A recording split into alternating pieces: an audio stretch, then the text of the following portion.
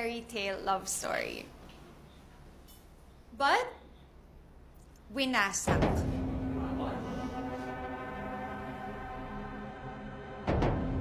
Ng isang evil witch pretending to be a flower vendor.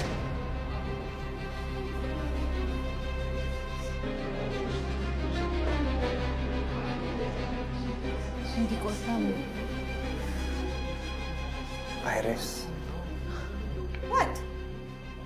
Alam naman nilang lahat kung anong kwento natin. Huwag na tayong magpanggap, di ba?